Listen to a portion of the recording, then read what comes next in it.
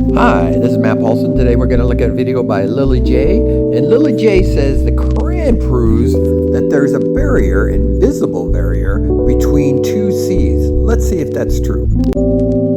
Did you know the Quran revealed a scientific miracle about the ocean over 1400 years ago? Something that science only just discovered recently? In the Quran, chapter 25:53, it says, "And it is he who released two seas, one fresh and sweet, one salty and bitter, and placed between them a barrier that cannot be crossed." But here's the amazing part. Scientists only just discovered that when fresh and salt water meet, they don't mix. There's an invisible barrier between them that keeps them separate, called halocline, which forms between them due to differences in chemical composition, density, and temperature. This would be impossible for someone without modern technology to know. But the Quran describes it perfectly. Is this proof that the Quran is the word of God? What do you guys think?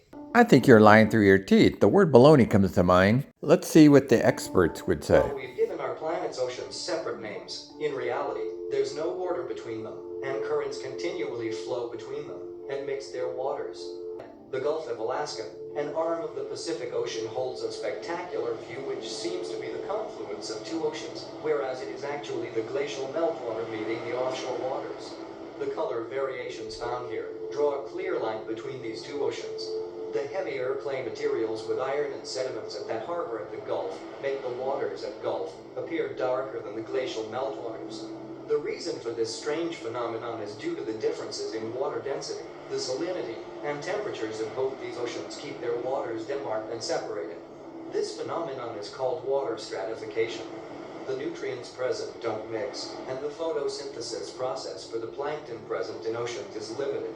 Hence, the concentration of planktons present also differs, which in turn absorbs light and scatter in different directions.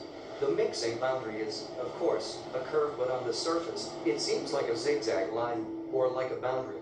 But it isn't only the truth. What you see is the extreme level of mixing of waters.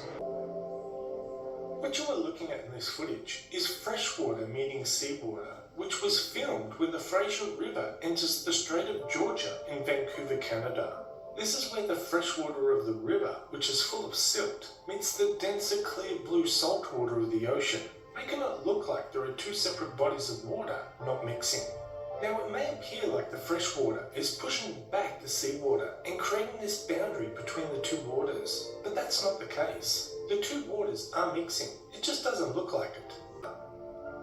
So where it may appear like an impenetrable boundary between two distinct bodies of water, it's actually a very sharply defined mixing zone. The lighter fresh water rises up and over the denser salt water, creating a boundary under the surface, where the particles are binding together and dropping down, forming a sediment layer, and mixing the two waters together. It's pretty much like how oil and water don't mix. But the waters are absolutely mixing, it just doesn't look like it on the surface.